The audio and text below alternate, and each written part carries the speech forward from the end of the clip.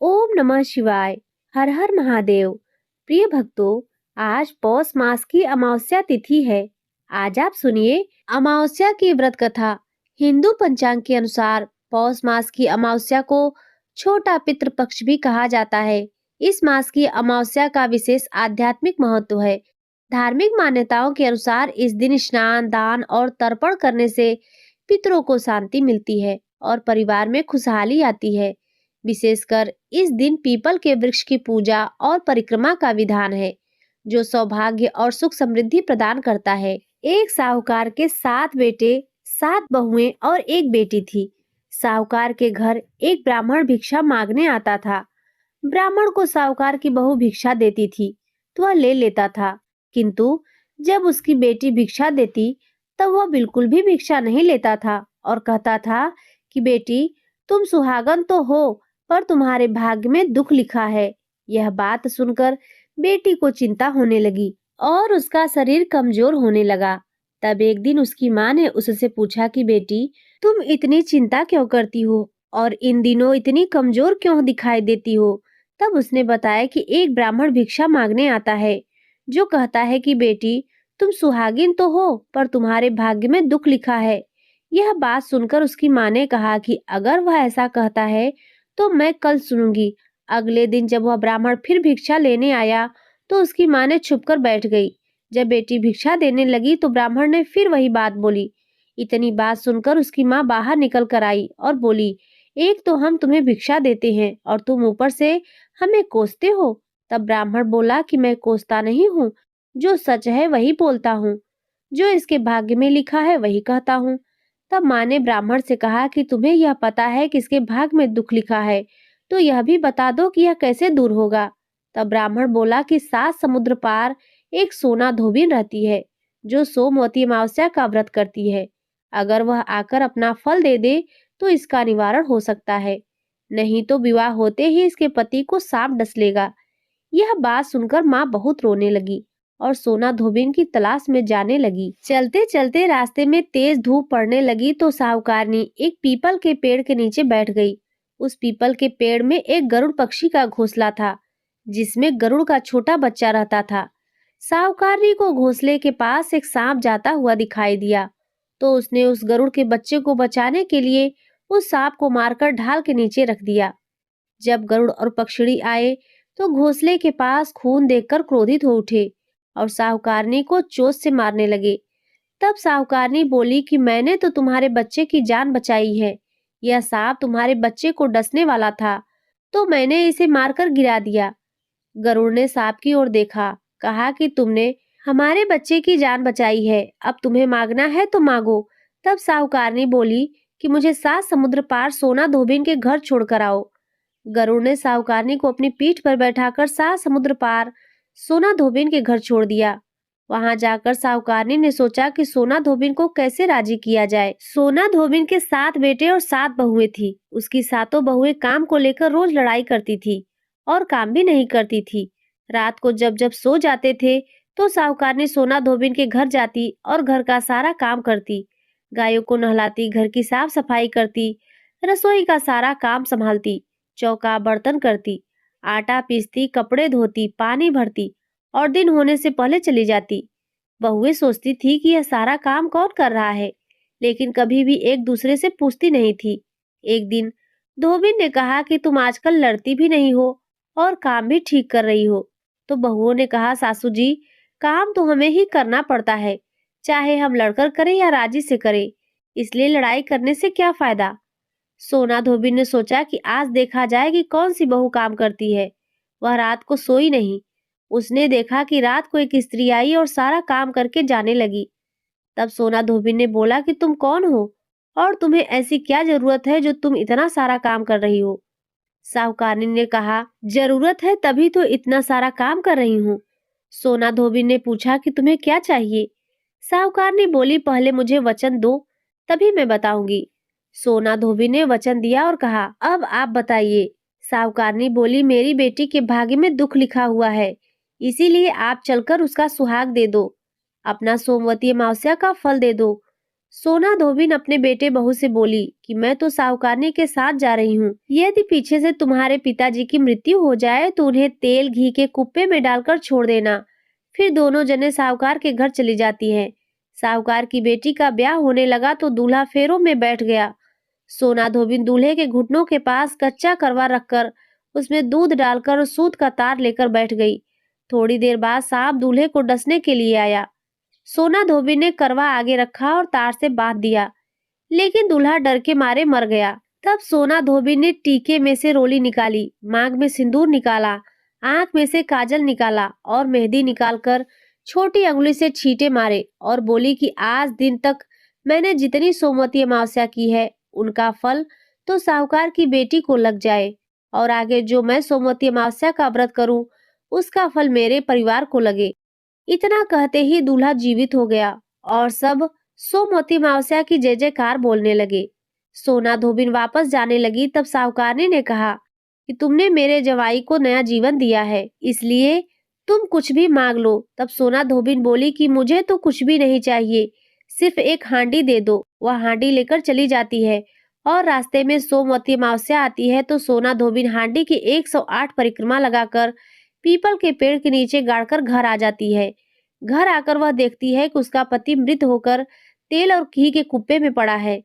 तब वह टीके में से रोली निकालती है, मांग में से सिंदूर निकालती है, आंखों से काजल और नखों से नाखून में मेहंदी निकालती है, छोटी अंगुली से छींटे देती है और बोलती है, मैंने जो रास्ते में सोमवती अमावस्या की है उसका फल मेरे पति को लग जाए। इतना कहते ही सोना धोबिन का पति उठकर बैठ गया। घर पर एक ब्राह्मण ज्योतिषी आया और बोला कि जजमान, सोमवती अमावस्या की मुझे दक्षिणा दीजिए।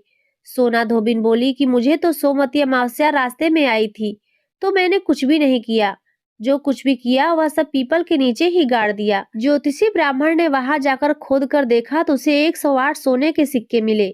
ज्योतिषी ब्राह्मण सबको घर ले आया और वह सोना धोबिन से बोला कि इतना कुछ किया और मुझे बोला कि कुछ भी नहीं किया है। तो सोना बोली कि मेरा तो इसमें चौथा ही हिस्सा है, बाकी आपका जो मन हो उसे दे दो। सारी नगरी में उसे बोल दिया कि सब सोमवती अमावस्या का व्रत कीजिए। हे सोमवती अमावस्या माता, जैसा साहूकार की बेटी को सुहाग दिया वैसा सबको देना। सोमवती अमावस्या की कथा कहने वाले को, सुनने वाले को और हुकारा भरने वाले को अपने पूरे परिवार को देना। बोलिए अमावस्या माता की जय। प्रिय भक्तों, अब आइए सुनते हैं शिव महापुराण की एक अत्यंत ही सुंदर पावन कथा। सूत जी बोले, हे शौनक सुनिए, मैं आपके सामने गोपनीय कथा वस्तु का भी वर्णन करूंगा, क्योंकि आप शिव भक्तों में अग्रगण्य हैं तथा वेद वेताओं में श्रेष्ठ हैं। समुद्र के निकटवर्ती प्रदेश में एक बाष्कल नामक ग्राम है, जहाँ वैदिक धर्म से विमुख महापापी द्विज निवास करते हैं। वे सब के सब बड़े दुष्ट हैं। उनका मन दूषित विषय भोगों में ही लगा रहता है। वे न देवताओं पर विश्वास करते हैं न भाग्य पर। वे सभी कुटिल वृत्ति वाले हैं, किसानी करते हैं और भांति भांति के घातक अस्त्र शस्त्र रखते हैं। वे पर स्त्री गमन करने वाले और खल हैं। ज्ञान वैराग्य तथा सधर्म को भी बिल्कुल नहीं जानते। वे सभी पशु बुद्धि वाले हैं, सदा दूषित बातों को सुनने में संलग्न रहते हैं। जहाँ द्विज ऐसे हों वहाँ के अन्य वर्णों के विषय में क्या कहा जाए। अन्य वर्णों के लोग भी उन्हीं की भांति कुत्सित विचार रखने वाले, स्वधर्म विमुख एवं खल हैं। वे सदा कुकर्म में लगे रहते हैं और नित्य विषय भोगों में ही डूबे रहते हैं। वहाँ की सब स्त्रियां भी कुटिल स्वभाव की, स्वेच्छाचारिणी, पापाषढ़, कुत्सित विचार वाली और व्यभिचारिणी हैं। वे सद्व्यवहार तथा सदाचार से सर्वथा शून्य है। कुजनों के निवास स्थान उस बाष्कल नामक ग्राम में किसी समय एक बिंदुक नामधारी ब्राह्मण रहता था। वह बड़ा अधम था। वह दुरात्मा और महापापी था। यद्यपि उसकी स्त्री बड़ी सुंदर थी तो भी वह कुमार्ग पर ही चलता था। काम वासना से कलुषित चित्त वह वेश्यागामी था। उसकी पत्नी का नाम चंचुला था। वह सदा उत्तम धर्म के पालन में लगी रहती थी, तो भी उसे वह छोड़कर दुष्ट ब्राह्मण कामासक्त होकर वेश्यागामी हो गया था। इस तरह कुकर्म में लगे हुए उस बिंदुगत के बहुत वर्ष व्यतीत हो गए। उसकी स्त्री चंचुला काम से पीड़ित होने पर भी स्वधर्म नाश के भय से क्लेश सहकर भी दीर्घ काल तक धर्म से भ्रष्ट नहीं हुई, परंतु दुराचारी पति के आचरण से प्रभावित होने के कारण काम पीड़ित हो आगे चलकर वह स्त्री भी दुराचारिणी हो गई। भ्रष्ट चरित्र वाली वह कुमार्गामिनी अपने पति की दृष्टि बचाकर रात्रि में चोरी छिपे अन्य पापी जार पुरुष के साथ रमण करने लगी। हे मुने, एक बार उस ब्राह्मण ने अपनी उस दुराचारिणी पत्नी चंचुला को कामासक्त हो पर पुरुष के साथ रात्रि में संसर्गगत देख लिया। उस दुष्ट तथा दुराचार में आसक्त मन वाली पत्नी को रात में पर पुरुष के साथ व्यभिचारगत देखकर वह क्रोध पूर्वक वेग से दौड़ा। उस दुष्ट बिंदु को घर में आया जानकर वह कपटी व्यभिचारी तेजी से भाग गया। तब वह दुष्टात्मा बिंदुक अपनी पत्नी को पकड़कर उसे डांटता हुआ मुक्कों से बार बार पीटने लगा। वह व्यभिचारिणी दुष्टा नारी चंचुला पीटी जाने पर कुपित होकर निर्भयता पूर्वक अपने दुष्ट पति बिंदुक से कहने लगी। चंचुला बोली, मुझ पति परायणा युवती पत्नी को छोड़कर आप कुबुद्धिवश प्रतिदिन वेश्या के साथ इच्छानुसार रमण करते हैं। आप ही बताएं कि रूपवती तथा कामासक्त चित्त वाली मुझ युवती की पति संसर्ग बिना क्या गति होती होगी। मैं अत्यंत सुंदर हूँ तथा नव यौवन उन्मत्त हूँ। आपके संसर्ग बिना व्यथित चित्त वाली में काम दुख को कैसे सह सकती हूँ। सूत जी बोले, उस स्त्री के इस प्रकार कहने पर वह मूढ़ बुद्धि मूर्ख ब्राह्मण धम स्वधर्म विमुख दुष्ट पापी बिंदुक कहने लगा। बिंदुक बोला, काम से व्याकुल चित्त होकर तुमने यह सत्य ही कहा है। हे प्रिय, तुम भय त्याग दो और मैं जो तुमसे हित की बात कहता हूँ उसे सुनो। तुम निर्भय होकर नित्य पर पुरुष के साथ संसर्ग करो, उसे संतुष्ट करके उनसे धन खींचो। वह सारा धन वेश्या के प्रति आसक्त मन वाले मुझको दे दिया करो। इससे तुम्हारा और मेरा दोनों का स्वार्थ सिद्ध हो जाएगा।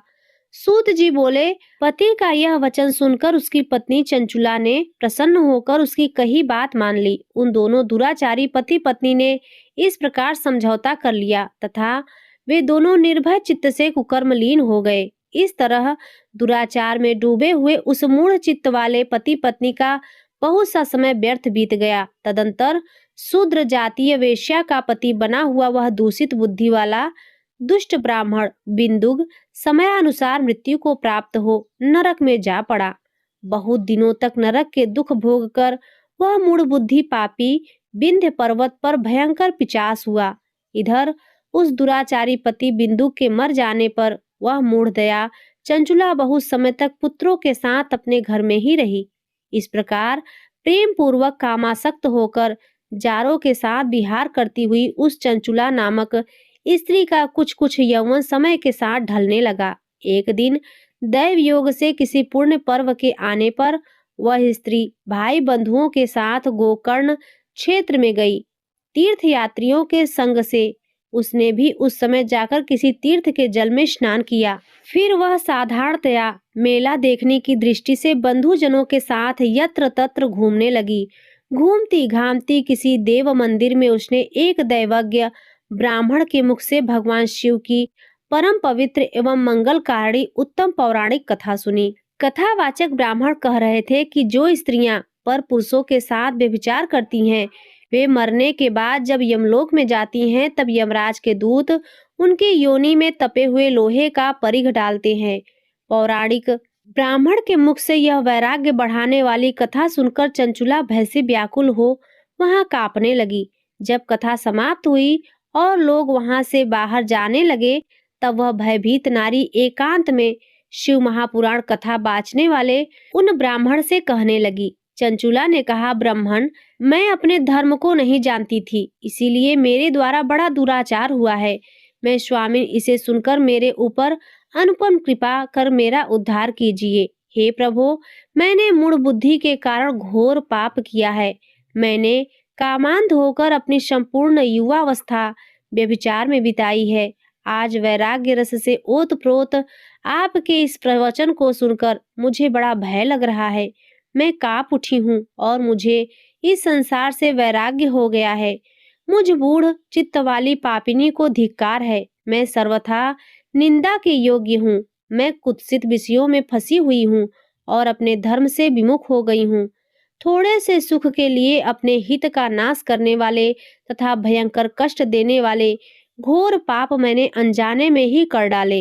हाय, न जाने किस किस घोर कष्टदायक दुर्गति में मुझे पड़ना पड़ेगा, और वहां कौन बुद्धिमान पुरुष कुमार्ग में मन लगाने वाली मुझ पापिनी का साथ देगा। मृत्यु काल में उन भयंकर यमदूतों को मैं कैसे देखूंगी, जब वे बलपूर्वक मेरे गले में फंदे डालकर मुझे बाचेंगे, तब मैं कैसे धीरज धारण कर सकूंगी। नरक में जब मेरे शरीर के टुकड़े टुकड़े किए जाएंगे, उस समय विशेष दुख देने वाली उस महायातना को मैं वहां कैसे सहूंगी। दुख और शोक से ग्रस्त होकर मैं दिन में सहज इंद्रिय व्यापार और रात्रि में नींद कैसे प्राप्त कर सकूंगी। हाय, मैं मारी गई, मैं जल गई, मेरा हृदय विदीर्ण हो गया और मैं सब प्रकार से नष्ट हो गई, क्योंकि मैं हर तरह से पाप में ही डूबी रही हूँ। हाय विधाता, मुझ पापिनी को अपने हठात ऐसी दुर्बुद्धि क्यों दी, जो सभी प्रकार के सुख देने वाले स्वधर्म से दूर कर देती है। हे द्विज, शूल से विधा हुआ व्यक्ति ऊंचे पर्वत शिखर से गिरने पर जैसा घोर कष्ट पाता है, उससे भी करोड़ गुना कष्ट मुझे है। सैकड़ों अश्वमेघ यज्ञ करके अथवा सैकड़ों वर्षों तक गंगा स्नान करने पर भी मेरे घोर पापों की शुद्धि संभव नहीं दिखती। मैं क्या करूं, कहाँ जाऊं और किसका आश्रय लूं? मुझ नरकगामिनी की इस संसार में कौन रक्षा करेगा? हे ब्राह्मण, आप ही मेरे गुरु हैं, आप ही माता हैं और आप ही पिता हैं। आपकी शरण में आई हुई मुझ दीन अबला का उद्धार कीजिए, उद्धार कीजिए। सूत जी बोले, हे शौनक, इस प्रकार खेद और वैराग्य से युक्त हुई चंचुला उस ब्राह्मण के चरणों में गिर पड़ी। तब उन बुद्धिमान ब्राह्मण ने कृपा पूर्वक उसे उठाकर इस प्रकार कहा। ब्राह्मण बोले, सौभाग्य की बात है कि भगवान शंकर की कृपा से शिव महापुराण की इस वैराग्य युक्त तथा श्रेष्ठ कथा को सुनकर तुम्हें समय पर चेत हो गया है। हे ब्राह्मण पत्नी, तुम डरो मत, भगवान शिव की शरण में जाओ। शिव की कृपा से सारा पाप तत्काल नष्ट हो जाता है। मैं तुमसे भगवान शिव की कीर्ति कथा से युक्त उस परम वस्तु का वर्णन करूंगा, जिससे तुम्हें सदा सुख देने वाली उत्तम गति प्राप्त होगी। शिव की उत्तम कथा सुनने से ही तुम्हारी बुद्धि इस तरह पश्चाताप से युक्त एक शुद्ध हो गई है, साथ ही तुम्हारे मन में विषयों के प्रति वैराग्य हो गया है। पश्चाताप ही पाप करने वाले पापियों के लिए सबसे बड़ा प्रायश्चित है। सत्पुरुषों ने सबके लिए पश्चाताप को ही समस्त पापों का शोधक बताया है। पश्चाताप से ही पापों की शुद्धि होती है। जो पश्चाताप करता है वही वास्तव में पाप का प्रायश्चित करता है, क्योंकि सत्पुरुषों ने समस्त पापों की शुद्धि के लिए जैसे प्रायश्चित का उपदेश दिया है, वह सब पश्चाताप से संपन्न हो जाता है। जो पुरुष विधि पूर्वक प्रायश्चित करने से निर्भय हो जाता है, पर अपने कुकर्म के लिए पश्चाताप नहीं करता, उसे प्रायः उत्तम गति प्राप्त नहीं होती। परंतु जिसे अपने कुकृत्य पर हार्दिक पश्चाताप होता है, वह अवश्य उत्तम गति का भागी होता है, इसमें संशय नहीं है। इस शिव महापुराण की कथा सुनने से जैसी चित्त शुद्धि होती है, वैसी दूसरे उपायों से नहीं होती। जैसे दर्पण साफ करने पर निर्बल हो जाता है, उसी प्रकार इस शिव महापुराण की कथा से चित्त अत्यंत शुद्ध हो जाता है, इसमें संशय नहीं है। मनुष्यों के शुद्ध चित्त में जगदम्बा पार्वती सहित भगवान शिव विराजमान रहते हैं। इससे वह विशुद्ध आत्मा पुरुष श्री शाम्ब सदाशिव के परम पद को प्राप्त होता है। इस प्रकार यह कथा रूपी साधन सभी प्राणियों के लिए उपकारी है और इसी कारण महादेव जी ने इसको आग्रह पूर्वक प्रकट किया है। इस कथा से भगवान उमापति का ध्यान सिद्ध हो जाता है। उस ध्यान से परम ज्ञान और उससे मोक्ष की प्राप्ति निश्चय ही होती है। भगवान शंकर के ध्यान में मान हुए बिना भी यदि कोई इस कथा को मात्र सुनता है, वह दूसरे जन्म में भगवान के ध्यान को सिद्ध कर परम पद को प्राप्त कर लेता है। इस कथा के श्रवण से भगवान शंकर के ध्यान को प्राप्त कर पश्चाताप करने वाले पापी पुरुष सिद्धि को प्राप्त हो गए हैं। इस उत्तम कथा का श्रवण समस्त मनुष्यों के लिए कल्याण का बीज है। अतः यथोचित शास्त्रोक्त मार्ग से इसकी आराधना अथवा सेवा करनी चाहिए। यह कथा श्रवण भवबंधी रूपी रोग का नाश करने वाला है। भगवान शिव की कथा को सुनकर फिर अपने हृदय में उसका मनन एवं निधि ध्यासन करने से पूर्णतया चित्त शुद्धि हो जाती है। चित्त शुद्धि होने से महेश्वर की भक्ति अपने दोनों पुत्रों ज्ञान और वैराग्य के साथ निश्चय ही प्रकट होती है। तत्पश्चात महेश्वर के अनुग्रह से दिव्य मुक्ति प्राप्त होती है, इसमें संशय नहीं है। जो शिव भक्ति से वंचित है उसे पशु समझना, क्योंकि उसका चित्त माया के बंधन में आसक्त है, वह निश्चय ही संसार बंधन से मुक्त नहीं हो पाता। हे ब्राह्मण पत्नी, इसीलिए तुम विषयों से मन को हटा लो और भक्ति भाव से भगवान शंकर की इस परम पावन कथा को सुनो। परमात्मा शंकर की इस कथा को सुनने से तुम्हारे चित्त की शुद्धि होती है और उससे तुम्हें मोक्ष की प्राप्ति हो जाएगी। निर्मल चित्त से भगवान शिव के चरण बिंदों का यह चिंतन करने वाली एक ही जन्म में मुक्ति हो जाती है। यह मैं तुमसे सत्य सत्य कहता हूँ। सूत जी बोले, शौनक, इतना कहकर वे श्रेष्ठ शिव भक्त ब्राह्मण मौन हो गए। उनका हृदय करुणा से आर्द्र हो गया था। वे शुद्ध चित्त महात्मा भगवान शिव के ध्यान में मग्न हो गए। तदंतर बिंदु की पत्नी चंचुला अपने मन ही मन प्रसन्न हो उठी। ब्राह्मण का उक्त उपदेश सुनकर उसके नेत्रों में आनंद के आंसू छलक आए थे। वह ब्राह्मण पत्नी चंचुला हर्षित हृदय से उन श्रेष्ठ ब्राह्मण के चरणों में गिर पड़ी और हाथ जोड़कर बोली, मैं कृतार्थ हो गई। तत्पश्चात उठकर वैराग्य युक्त तथा उत्तम बुद्धि वाली वह स्त्री अपने पापों के कारण आतंकित थी। उन महान शिव भक्त ब्राह्मण से हाथ जोड़कर गदगद वाणी में कहने लगी। चंचुला बोली, हे ब्राह्मण, हे शिव भक्तों में श्रेष्ठ, हे स्वामीन, आप धन्य हैं, परमार्थदर्शी हैं और सदा परोपकार में लगे रहते हैं, इसीलिए आप श्रेष्ठ साधु पुरुषों में प्रशंसा के योग्य हैं। हे साधो, मैं नरक के समुद्र में गिर रही हूँ, आप मेरा उद्धार कीजिए, उद्धार कीजिए। पौराणिक अर्थ तत्व से संपन्न जिस सुंदर शिव महापुराण की कथा को सुनकर मेरे मन में संपूर्ण विषय वैराग्य उत्पन्न हो गया है, उसी इस शिव महापुराण को सुनने के लिए इस समय मेरे मन में बड़ी श्रद्धा हो रही है। सूत जी बोले, ऐसा कहकर हाथ जोड़कर उनका अनुग्रह पाकर चंचुला उस शिव महापुराण की कथा को सुनने की इच्छा मन में लिए उस ब्राह्मण देवता की सेवा में तत्पर हो वहां रहने लगी। तदंतर शिव भक्तों में श्रेष्ठ और शुद्ध बुद्धि वाले उन ब्राह्मण देवता ने उसी स्थान पर उस स्त्री को शिव महापुराण की उत्तम कथा सुनाई। इस प्रकार उस गोकर्ण नामक महाक्षेत्र में उन्हीं श्रेष्ठ ब्राह्मण से उसने शिव महापुराण की वह परम उत्तम कथा सुनी, जो भक्ति, ज्ञान और वैराग्य को बढ़ाने वाली तथा मुक्ति देने वाली है। उस परम उत्तम कथा को सुनकर वह ब्राह्मण पत्नी अत्यंत कृतार्थ हो गई। उस सद्गुरु की कृपा से उसका चित्त शीघ्र ही शुद्ध हो गया। भगवान शिव के अनुग्रह से उसके हृदय में शिव के सद्गुणों का चिंतन होने लगा। इस प्रकार सद्गुरु का आश्रय लेकर उसने भगवान शिव में लगी रहने वाली उत्तम बुद्धि पाकर शिव के सच्चिदानंदमय स्वरूप का बारंबार चिंतन आरंभ किया। वह प्रतिदिन तीर्थ के जल में स्नान करके जटा और वल्कल धारण करने लगी तथा समूची देह में भस्म लगाकर रुद्राक्ष के आभूषण धारण करने लगी। वह भगवान शिव के नाम जप में लगी रहती थी। संयमित वाणी और अल्पाहार करते हुए गुरु के बताए मार्ग से वह शिव जी को प्रसन्न करने लगी। हे शौनक, इस प्रकार शंभु का उत्तम ध्यान करते हुए उस चंचुला का बहुत सा समय बीत गया। तत्पश्चात समय के पूर्ण होने पर भक्ति, ज्ञान और वैराग्य से युक्त चंचुला अपने शरीर को बिना किसी कष्ट के त्याग दिया। इतने में ही त्रिपुर शत्रु भगवान शिव का भेजा हुआ एक दिव्य विमान द्रुत गति से वहां पहुंचा, जो उनके अपने गणों से संयुक्त और भांति भांति के शोभा साधनों से संपन्न था। चंचुला उस विमान पर आरूढ़ हुई और भगवान शिव के श्रेष्ठ पार्षदों ने उसे तत्काल शिवपुरी में पहुंचा दिया। उसके सारे मल धुल गए थे और वह दिव्य रूप धारणी दिव्यांगना हो गई थी। उसके दिव्य अवयव उसकी शोभा बढ़ाते थे। मस्तक पर अर्धचंद्र का मुकुट धारण किए हुए वह गौरांगी देवी शोभाशाली दिव्य आभूषणों से विभूषित थी। वहां पहुंचकर उसने त्रिनेत्रधारी महादेव जी को देखा। ब्रह्मा, विष्णु आदि देवता उन सनातन शिव जी की सेवा कर रहे थे। गणेश, भृंगी, नंदीश, वीरभद्रेश्वर आदि गण उत्तम भक्ति के साथ उनकी उपासना कर रहे थे। उनकी अंग कांति करोड़ों सूर्यों के समान प्रकाशित हो रही थी। कंठ में नील चिन्ह शोभा पाता था। उनके 5 मुख थे और प्रत्येक मुख में तीन तीन नेत्र थे। मस्तक पर अर्धचंद्राकार मुकुट शोभा देता था। उन्होंने अपने वामांग में गौरी देवी को बिठा रखा था, जो विद्युत पुंज के समान प्रकाशित थी।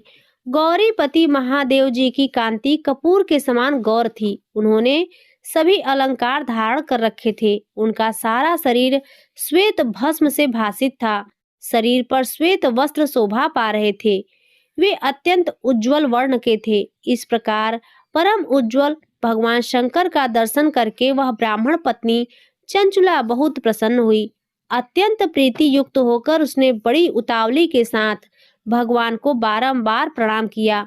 फिर हाथ जोड़कर वह बड़े प्रेम से, आनंद और संतोष से युक्त हो विनीत भाव से खड़ी हो गई। उसके नेत्रों से आनंद क्रुओं की अविरल धारा बहने लगी तथा संपूर्ण शरीर में रोमांच हो गया। उस समय भगवती पार्वती और भगवान शंकर ने उसे बड़ी करुणा के साथ अपने पास बुलाया और सौम्य दृष्टि से उसकी ओर देखा। पार्वती जी ने तो दिव्य रूप धारणी बिंदुक प्रिया चंचुला को प्रेम पूर्वक अपनी सखी बना लिया। वह उस परमानंद घन ज्योति स्वरूप सनातन धाम में अविचल निवास पाकर दिव्य शौक से संपन्न हो अच्छे सुख का अनुभव करने लगी। सौनक जी बोले, हे महाभाग सूत जी, आप धन्य हैं। आपकी बुद्धि भगवान शिव में लगी हुई है। आपने कृपा पूर्वक यह शिव भक्ति को बढ़ाने वाली अद्भुत कथा हमें सुनाई है। हे महामते, सद्गति प्राप्त करने के बाद वह जाकर चंचुला ने क्या किया और उसके पति का क्या हुआ, यह सब वृत्तांत विस्तार से हमें बताइए। सूत जी बोले, हे शौनक, एक दिन परमानंद में निमग्न हुई चंचुला ने उमा देवी के पास जाकर प्रणाम किया और दोनों हाथ जोड़कर वह उनकी स्तुति करने लगी। चंचुला बोली, हे गिरिराज नंदिनी, हे स्कंद माता, मनुष्यों में सदा आपकी सेवा की है। समस्त सुखों को देने वाली हे शंभु प्रिय, हे ब्रह्म स्वरूपिणी, आप विष्णु और ब्रह्मा आदि देवताओं द्वारा सेव्य हैं। आप ही सगुणा और निगुणा भी हैं तथा आप ही सूक्ष्मा सच्चिदानंद स्वरूपिणी आधा प्रकृति हैं। आप ही संसार की सृष्टि, पालन और संहार करने वाली हैं। तीनों गुणों का आश्रय भी आप ही हैं। ब्रह्मा, विष्णु और महेश्वर, इन तीनों देवताओं का आवास स्थान तथा उनकी उत्तम प्रतिष्ठा करने वाली पराशक्ति आप ही हैं। सूत जी बोले, हे शौनक, जिसे सद्गति प्राप्त हो चुकी है वह चंचुला इस प्रकार महेश्वर पत्नी उमा की स्तुति करके सिर झुकाए चुप हो गई। उसके नेत्रों में प्रेम के आंसू उमड़ आए थे। तब करुणा से भरी हुई शंकर प्रिया भक्त वत्सला पार्वती देवी चंचुला को संबोधित करके बड़े प्रेम से इस प्रकार कहने लगी। पार्वती बोली, हे सखी चंचुले, हे सुंदरी, मैं तुम्हारी की हुई इस स्तुति से बहुत प्रसन्न हूँ। बोलो, क्या वर मांगती हो? तुम्हारे लिए मुझे कुछ भी अदेय नहीं है। सूत जी बोले, पार्वती के इस प्रकार कहने पर चंचुला उन्हें प्रणाम करके दोनों हाथ जोड़कर नतमस्तक हो प्रेम पूर्वक कहने लगी। चंचुला बोली, हे निष्पाप गिरिराज कुमारी, मेरे पति बिंदुग इस समय कहाँ हैं? उनकी कैसी गति हुई है यह मैं नहीं जानती। कल्याणमयी दीन वत्सले, मैं अपने उस पति देव से जिस प्रकार संयुक्त हो सकूं, कृपा करके वैसा ही उपाय कीजिए। हे महेश्वरी, हे महादेवी, मेरे पति एक शूद्र जातीय वेश्या के प्रति आसक्त थे और पाप में ही डूबे रहते थे। उनकी मृत्यु मुझसे पहले ही हो गई थी। वे न जाने किस गति को प्राप्त हुए हैं। सूत जी बोले, चंचुला का यह वचन सुनकर नीति वत्सला हिमालय पुत्री देवी पार्वती ने अत्यंत प्रेम पूर्वक यह उत्तर दिया। गिरिजा बोली, हे सुते, तुम्हारा बिंदुक नाम वाला पति बड़ा पापी था। उसका अंतःकरण बड़ा ही दूषित था। वेश्या का उपभोग करने वाला वह महामूढ़ मरने के बाद नरक में पड़ा। अगणित वर्षों तक नरक में नाना प्रकार के दुख भोग कर वह पापात्मा अपने शेष पाप को भोगने के लिए विंध्य पर्वत पर पिचास हुआ है। इस समय वह पिचास की अवस्था में ही है और नाना प्रकार के क्लेश उठा रहा है। वह दुष्ट वही वायु पीकर रहता है और सदा सब प्रकार के कष्ट सहता है। सूत जी बोले, हे शौनक, गौरी देवी की यह बात सुनकर उत्तम व्रत का पालन करने वाली वह चंचुला उस समय पति के महान दुख से दुखी हो गई। फिर मन को स्थिर करके उस ब्राह्मण पत्नी ने व्यथित हृदय से महेश्वरी को प्रणाम करके पुनः पूछा। चंचुला बोली, हे महेश्वरी, हे महादेवी, मुझ पर कृपा कीजिए और दूषित कर्म करने वाले मेरे उस दुष्ट पति का अब उद्धार कर दीजिए। हे देवी, कुत्सित बुद्धि वाले मेरे उस पापात्मा पति को किस उपाय से उत्तम गति प्राप्त हो सकती है, यह शीघ्र बताइए। आपको नमस्कार है। सूत जी बोले, उसकी यह बात सुनकर भक्त वत्सला पार्वती जी ने अपनी सखी चंचुला से प्रसन्न होकर ऐसा कहने लगी। पार्वती जी बोली, तुम्हारा पति यदि शिव महापुराण की पुण्यमयी उत्तम कथा सुने तो सारी दुर्गति को प्राप्त करके वह उत्तम गति का भागी हो सकता है। अमृत के समान मधुर अक्षरों में युक्त गौरी देवी का यह वचन आदर पूर्वक सुनकर चंचुला ने हाथ जोड़कर मस्तक झुकाकर उन्हें बारंबार प्रणाम किया और अपने पति के समस्त पापों की शुद्धि तथा उत्तम गति की प्राप्ति के लिए पार्वती देवी से यह प्रार्थना की कि मेरे पति को शिव महापुराण सुनाने की व्यवस्था होनी चाहिए। सूत जी बोले, उस ब्राह्मण पत्नी के बारंबार प्रार्थना करने पर शिव प्रिया गौरी देवी को बड़ी दया आई। उन भक्त वत्सला महेश्वरी गिरिराज कुमारी ने भगवान शिव की उत्तम कीर्ति का गान करने वाले गंधर्वराज तुतुम्बरु को बुलाकर उनसे प्रसन्नता पूर्वक इस प्रकार कहा। गिरिजा बोली, मेरे मन की बातों को जानकर मेरे अभिष्ट कार्यों को सिद्ध करने वाले तथा शिव में प्रीति रखने वाले हे तुम्बरो, मैं तुमसे एक बात कहती हूँ, तुम्हारा कल्याण हो। तुम मेरी इस सखी के साथ शीघ्र ही विंध्य पर्वत पर जाओ। वहाँ एक महाघोर और भयंकर पिशाच रहता है। उसका वृत्तांत तुम आरंभ से लेकर सुनो। मैं तुमसे प्रसन्नता पूर्वक सब कुछ बताती हूँ। पूर्व जन्म में वह पिशाच बिंदुक नाम का ब्राह्मण था। वह मेरी इस सखी चंचुला का पति था, परंतु वह दुष्ट वेश्यागामी हो गया। स्नान, संध्या आदि नित्य कर्म छोड़कर वह अपवित्र रहने लगा। क्रोध के कारण उसकी बुद्धि पर मूढ़ता छा गई। वह कर्तव्यकर्ता का विवेक नहीं कर पाता था। अभक्षण, भक्षण, सज्जनों का द्वेष और दूषित वस्तुओं का दान लेना, यही उसका स्वाभाविक कर्म बन गया था। वह अस्त्र शस्त्र लेकर हिंसा करता, बाएं हाथ से खाता, दीनों को सताता और क्रूरता पूर्वक पराये घरों को आग लगा देता था। वह चांडालों से प्रेम करता और प्रतिदिन वेश्या के संपर्क में रहता था। वह बड़ा दुष्ट था। उस पापी ने अपनी पत्नी का परित्याग कर दिया था और वह दुष्टों के संग में निरत रहता था। उसने वेश्याओं के कुसंग से अपने सारे पुण्य नष्ट कर लिए और धन के लोभ से अपनी पत्नी को निर्भय करके व्यभिचारिणी बना डाला। वह मृत्यु पर्यंत दुराचार में ही फंसा रहा। फिर समय आने पर उसकी मृत्यु हो गई। वह पापियों के भोग स्थान घोर यमपुर में गया और वहां बहुत से नरकों को भोगकर वह दुष्टात्मा इस समय विंध्य पर्वत पर पिशाच बना हुआ है और वहीं पर वह दुष्ट पिशाच अपने पापों का फल भोग रहा है। तुम उसके आगे यत्न पूर्वक शिव महापुराण की उस दिव्य कथा का प्रवचन करो, जो परम पुण्यमयी तथा समस्त पापों का नाश करने वाली है। उत्तम शिव महापुराण की कथा के श्रवण से उसका हृदय शीघ्र ही समस्त पापों से शुद्ध हो जाएगा और वह प्रेत योनि से परित्याग कर देगा। दुर्गति से मुक्त होने पर उस बिंदुक नामक पिशाच को मेरी आज्ञा से विमान पर बिठाकर तुम भगवान शिव के समीप ले आओ। सूत जी बोले, हे शौनक, महेश्वरी उमा के इस प्रकार आदेश देने पर गंधर्वराज तुतुम्बरु मन ही मन बड़े प्रसन्न हुए और उन्होंने अपने भाग्य की सराहना की। तत्पश्चात उस पिशाच की सती साध्वी पत्नी चंचुला के साथ विमान पर बैठकर नारद के प्रिय मित्र तुतुम्बरु वेग पूर्वक विंध्याचल पर्वत पर गए, जहाँ वह पिशाच रहता था। वहां उन्होंने उस पिशाच को देखा। उसका शरीर विशाल था और उसकी ठोड़ी बहुत बड़ी थी। वह कभी हंसता, कभी रोता और कभी उछलता था। उसकी आकृति बड़ी विकराल थी। भगवान शिव की उत्तम कीर्ति का गान करने वाले महाबली तुतुम्बरु ने उस अत्यंत भयंकर पिशाच को बलपूर्वक पासों द्वारा बांध लिया। तदंतर तुतुम्बरु शिव महापुराण की कथा बांचने का निश्चय करके महोत्सव युक्त स्थान और मंडप आदि की रचना की। इतने में ही संपूर्ण लोकों में बड़े वेग से यह प्रचार हो गया कि देवी पार्वती की आज्ञा से एक पिशाच का उद्धार करने के उद्देश्य से शिव महापुराण को उत्तम कथा सुनाने के लिए तुतुम्बरु विंध्य पर्वत पर गए हैं। तब तो उस कथा को सुनने के लोभ से बहुत से देवता और ऋषि भी शीघ्र ही वहां जा पहुंचे। आदर पूर्वक शिव महापुराण सुनने के लिए आए हुए लोगों का उस पर्वत पर बड़ा अद्भुत कल्याणकारी समाज जुट गया। तत्पश्चात तुम्बरू ने उस पिशाच को पासों से बांधकर आसन पर बिठाया और हाथ में बीड़ा लेकर गौरीपति की कथा का गान आरंभ किया। महात्म सहित पहली अर्थात प्रथम संहिता से लेकर 7वीं संहिता तक शिव महापुराण की कथा का उन्होंने स्पष्ट वर्णन किया।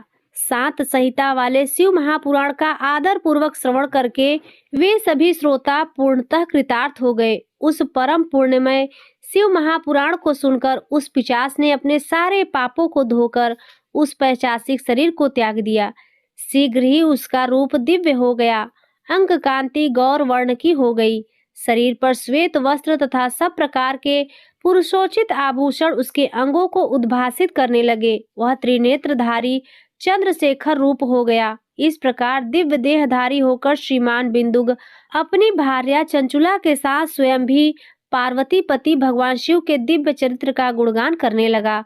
उसकी स्त्री को इस प्रकार दिव्य रूप से सुशोभित देखकर वे सभी देवता और ऋषि बड़े विस्मित हुए। उनका चित्त परम आनंद से परिपूर्ण हो गया। भगवान महेश्वर का वह अद्भुत चरित्र सुनकर वे सभी परम कृतार्थ हो प्रेम पूर्वक श्री शिव का यशोगान करते हुए अपने अपने धाम को चले गए। दिव्य रूपधारी श्रीमान बिंदुक भी सुंदर विमान पर अपनी प्रियतमा के पास बैठकर सुख पूर्वक आकाश में स्थित हो परम शोभा पाने लगा। तदंतर महेश्वर के सुंदर एवं मनोहर गुणों का गान करता हुआ वह अपनी प्रियतमा तथा तुम्बरू के साथ शीघ्र ही शिवधाम में जा पहुंचा। वहां भगवान महेश्वर तथा पार्वती देवी ने प्रसन्नता पूर्वक बिंदुक का बड़ा सत्कार किया और उसे अपना गढ़ बना लिया। उसकी पत्नी चंचुला पार्वती जी की सखी हो गई। उस घनीभूत ज्योति स्वरूप परमानंदमय सनातन धाम में अविचल निवास पाकर वे दोनों दंपति परम सुखी हो गए। यह उत्तम इतिहास मैंने आपको सुनाया, जो पापों का नाश करने वाला, उमा महेश्वर को आनंद देने वाला, अत्यंत पवित्र तथा उनमें भक्ति बढ़ाने वाला है। जो इसे भक्ति पूर्वक सुनता है अथवा एकाग्रचित होकर इसका पाठ करता है, वह अनेक सांसारिक सुखों को भोगकर अंत में मुक्ति प्राप्त करता है। तो प्रेम से बोलिए उमापति महेश की जय। प्रिय भक्तों, अब सुनिए शिव चालीसा दोहा। जय गणेश गिरिजा सुमन मंगल मूल सुजान, कहत अयोध्या दास तुम देव अभय वरदान। चौपाई। जय गिरजापति दीन दयाला, सदा करत संतन प्रतिपाला। भाल चंद्रमा सोहत नीके, कानन कुंडल नाक फनीके। अंग गौर सिर गंग बहाए, मुंड माल तन छार लगाए। वस्त्र खाल बाघंबर सोहे, छवि को देख नाग मुनि मोह। मैना मातु की हवे दुलारी, वाम अंग सोहत छवि न्यारी। कर त्रिशूल सोहत छवि भारी, कर सदा शत्रुन क्षयकारी। नंदी गणेश सोहत कैसे, सागर मध्य कमल है जैसे। कार्तिक श्याम और गणराऊ, या छवि को कहे जात न काऊ। देवन जब ही जाए पुकारा, तब ही दुख प्रभु आप निवारा। किया उपद्रव तारक भारी, देवन सम्मिल तुम्हें जुहारी। तुरंत शरण आप पठायो, लौ निमेष महामार गिरायो। आप जलंधर असुर संहारा, स्वेस तुम्हार विदित संसारा। त्रिपुरा असुर सरिंधु मचाई, सबही कृपा कल्लीन बचाई। किया तपहि भागीरथ भारी, पुरब प्रतिज्ञा तासु पुरारी। दानिन मह तुम समकोउ नाही, सेवक की स्तुति करत सदाही। वेद नाम महिमा तव गाई, अकथ अनादि भेद नहीं पाई। प्रगट उदधि मंथन में ज्वाला, जरत सुरासुर भय बिहाला।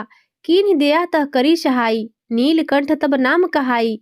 पूजा रामचंद्र जब कीन्हा, जीत के लंक विभीषण दीन्हा।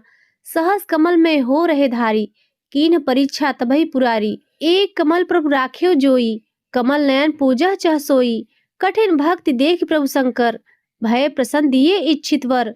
जय जय जय अनंत अविनाशी, करत कृपा सबके घटवासी। दुष्ट सकल नित मोहि सतावे, भ्रमत रहो मोहि चैन न आवे। त्राहि त्राहि महिनाथ पुकारो, यही अवसर मोहि आन उबारो। ले त्रिशूल शत्रुओं को मारो, संकट से मोहि आन उबारो। मातु पिता भ्राता सब होई, संकट में पूछत नहीं कोई। स्वामी एक है आस तुम्हारी, आय हरौ मम संकट भारी। धन निर्धन को देत सदाही, जो कोई जाचे सो फल पाही। स्तुति के विधि करो तुम्हारी, क्षमहु नाथ अब चूक हमारी। शंकर हो संकट के नाशन, मंगल कारण विघ्न विनाशन। योगी यति मुनि ध्यान लगावे, नारद सारद शीस नवावे। नमो नमो जय नमो शिवाय, सुर ब्रह्मादिक पार न पाए। जो यह पाठ करे मन लाई, तापर होत है शंभु सहाय। ऋणिया जो कोई हो अधिकारी, पाठ करे सो पावन हारी। पुत्रहीन इच्छा कर जोई, निश्चय शिव प्रसाद ते ही होई। पंडित त्रयोदशी को लावे, ध्यान पूर्वक होम करावे। त्रयोदशी व्रत करे हमेशा, ताके तन नहीं रहे कलेशा। धूप दीप नैवेद्य चढ़ावे, शंकर सम्मुख पाठ सुनावे। जन्म जन्म के पाप नसावे, अंत धाम शिवपुर में पावे। कहे अयोध्या दास आस तुम्हारी, जान सकल दुख हरहु हमारी। दोहा, नित्य नेम कर प्रातः ही पाठ करो चालीसा। तुम मेरी मनोकामना पूर्ण करो जगदीश। मगसर छठ हेमंत ऋतु संवत 64 आन। स्तुति चालीसा शिवहि पूर्ण कीन कल्याण। इति श्री शिव चालीसा संपूर्ण। प्रिय भक्तों, अब आइए सुनते हैं भगवान भोलेनाथ की आरती। ओम जय शिव ओमकारा, प्रभु जय शिव ओमकारा। ब्रह्मा विष्णु सदा शिव, ब्रह्मा विष्णु सदा शिव। अर्धांगी धारा, ओम जय शिव ओमकारा। एकानन चतुरानन पंचानन राजे, प्रभु पंचानन राजे। हंसानन गरुड़ासन, हंसानन गरुड़ासन। वृषवाहन साजे, ओम जय शिव ओमकारा। दो भुज चार चतुर्भुज, 10 भुज अति शोहे। प्रभु 10 भुज अति शोहे। तीनों रूप निरखता, तीनों रूप निरखता। त्रिभुवन जन मोहे, ओम जय शिव ओमकारा। अक्षमाला वनमाला रुंडमाला धारी। चंदन मृग मद चंदा, चंदन मृग मद चंदा। शोहे भाले शशिधारी, ओम जय शिव ओमकारा। श्वेतांबर पीतांबर बाघांबर अंगे, प्रभु बाघांबर अंगे। शनकादिक गरुड़ादिक, शनकादिक गरुड़ादिक। भूतादिक संगे, ओम जय शिव ओमकारा। करके माध्य कमंडलु, चक्र त्रिशूल धरता।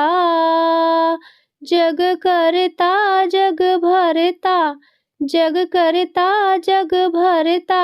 जग संहार करता, ओम जय शिव ओमकारा।